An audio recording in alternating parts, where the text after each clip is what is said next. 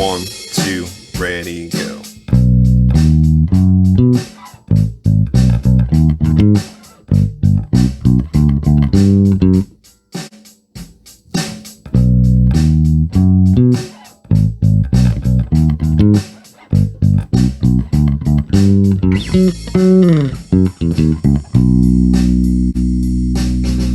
All right, so that is the opening riff for Sir Duke by Stevie Wonder. It was his birthday last week, his 70th birthday. Happy birthday, Stevie. I don't think you're going to be watching this to learn your own bass line that Nate Watt played. But this came in a while ago for a request to kind of break down this song. So I'm going to break it up into 4 short sections. The intro, the verse, the chorus, and then of course the part everybody wants to learn and needs to learn, which is the money riff, but you should learn the entire song. Now the intro, technically there isn't bass on it, but it's cool to play the bass along to it. And it's just based out of 3 chords in the key of B. So the first chord is actually just arpeggiating a B chord. Just playing root, 3rd, 5th, octave.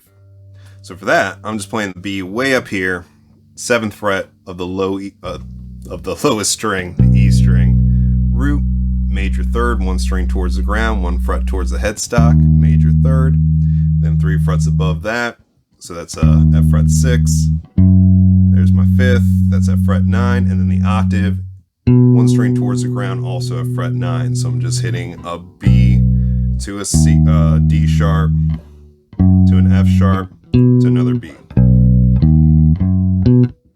B major triad with an octave on top. Rhythm-wise, it's just 1, 2, 3, So it's all about that right there. 1, 2, 3, Next chord is going to be its relative minor, which is the G sharp. And for this one, I'm just going to play some intervals. You could just play root, minor 3rd, which would be the G sharp, to the B, to its 5th, which would be, again, that D sharp, and then its octave, which would be, of course, the G sharp. You can give it the same groove of 1, 2, 3, but there's going to be a little bit of sparkle into it, which is going to be root, minor 3rd, down to its 2nd.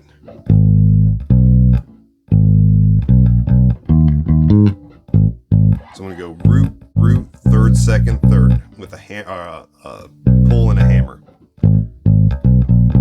I can pluck it all, but... And then I'm going to go to its 5th to a augmented 4th, which is just a half step below the 5th. Before going to the octave. 1 and 2 E and... Right, that's the groove there. So I got the B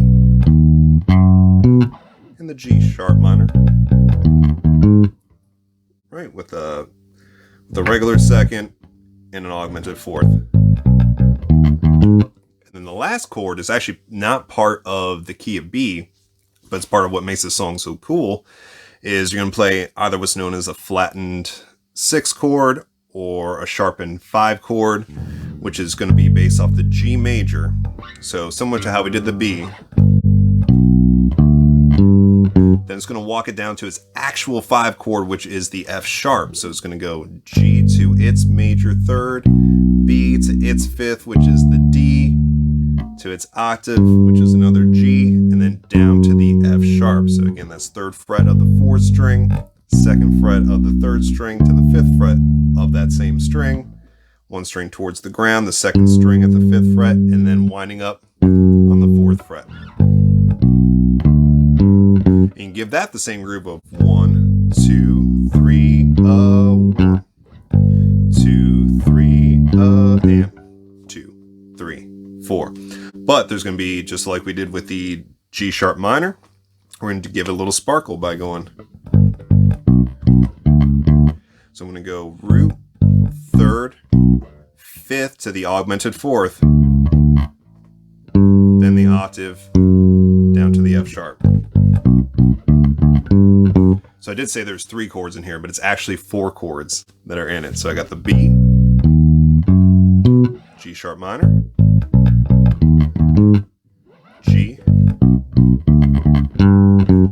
F sharp. So that's the 1 chord to the 6 chord to the flat 6 or sharpened 5th chord to the 5 chord. And then the little part that's going to get you into the verse, which we'll cover next. Right, I'm going to go on string 1 up to frets 9 and 11. And do a little pull off from 9 to 11. Back to 11. Then I'm just going to walk down the first 5 notes of a B scale. So I'm going to go 4th fret of string 2 to the 2nd fret to the 1st fret to string 3 at the 4th fret, which is going to resolve me down to the B. So it's just like a B major scale. And reverse it. Alright, so then we'll pick it up on the actual groove for the verse part next. Links for it will be down below in the comments or in the description or both. But yeah, that sums up the intro, and we'll see you in the next video. Have fun with it.